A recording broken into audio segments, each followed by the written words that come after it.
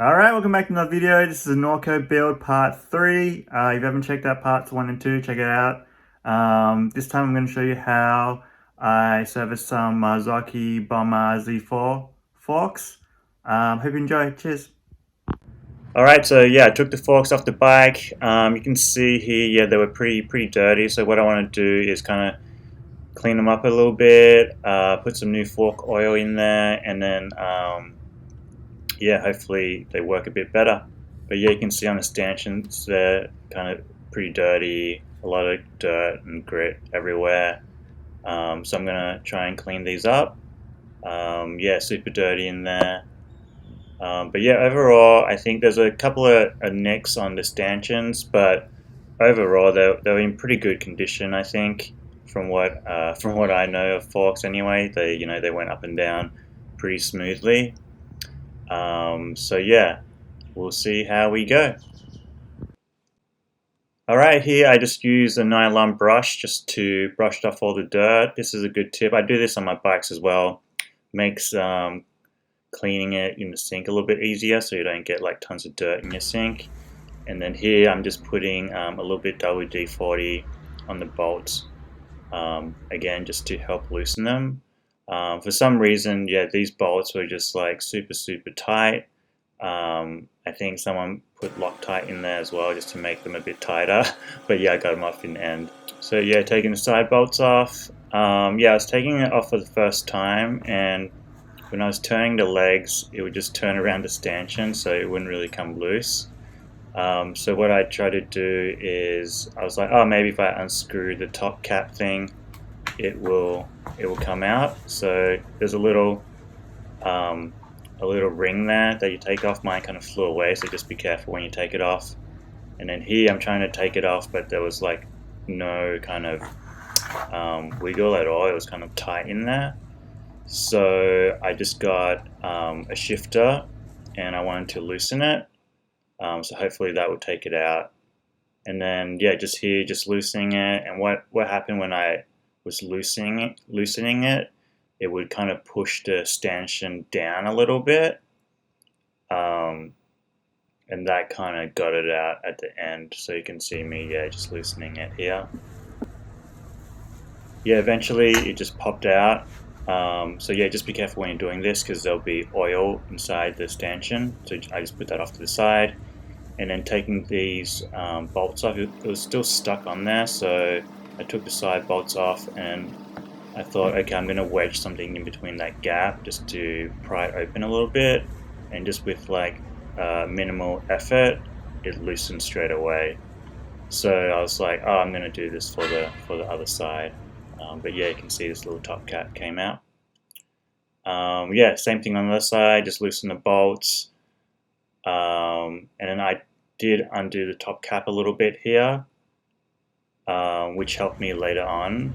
But here you can see that I just squeeze it in a little bit, and then it came out. You can use a screwdriver. I just had this kind of flat tool thing that I use with paper towel over it. But yeah, it came out pretty easy like that.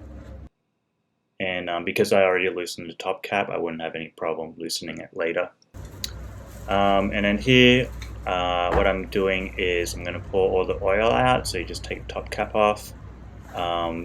There's actually a metal plate and a spring in there, so you can actually take those out first, but I didn't know. But yeah, I just took it out just now. But yeah, basically you just pour all the oil out, and just make sure you dispose of it or recycle it in the right way. And then I did the same with the other fork as well. But you can see this was all the oil from 2 forks.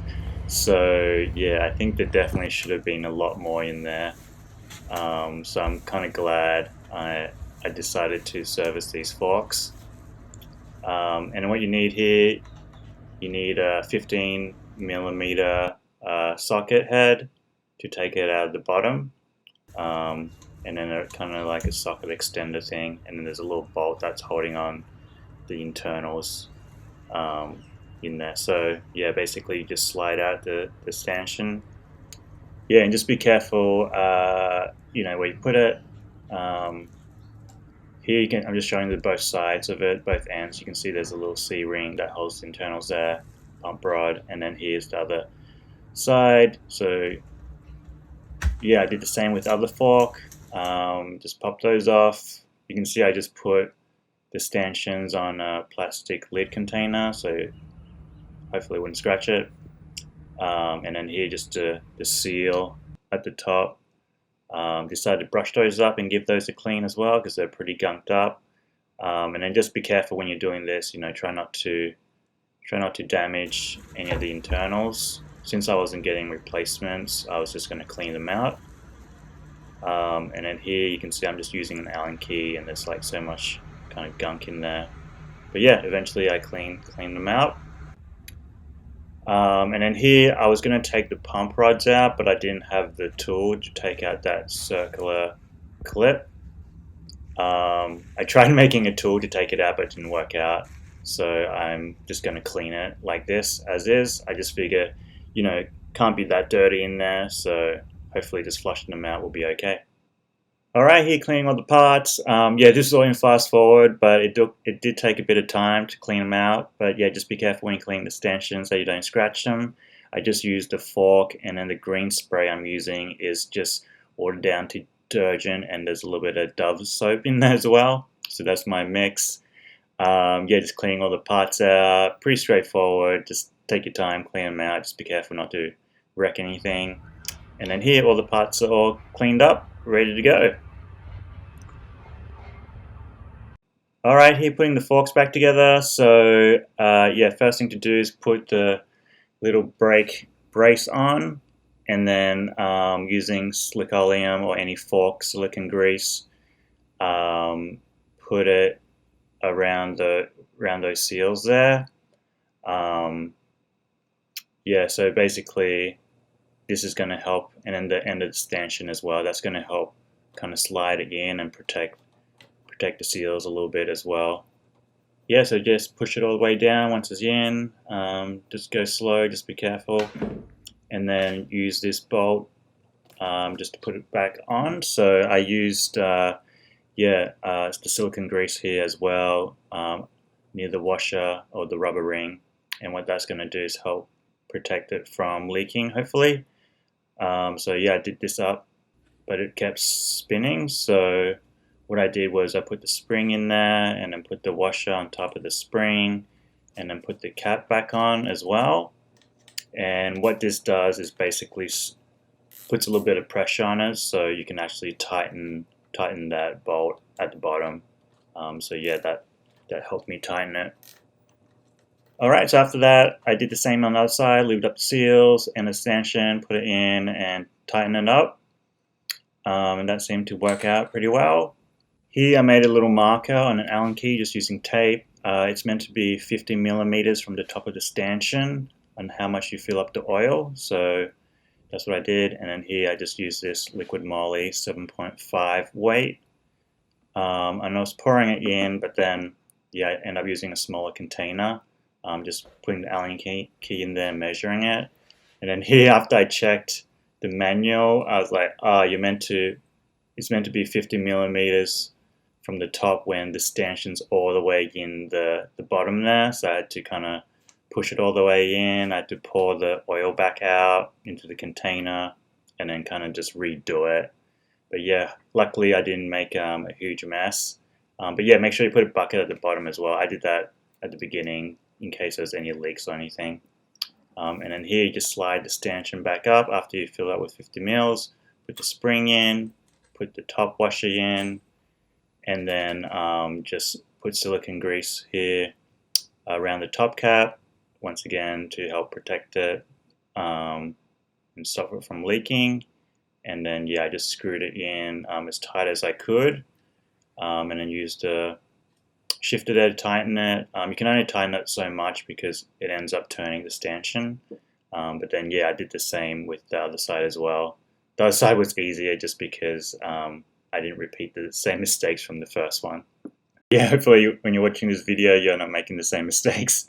But yeah, tighten it up, and then here I'm putting on the fork bit. I don't know what to call this, but basically when I tried to put it down, it wouldn't fit. I was like, what the hell?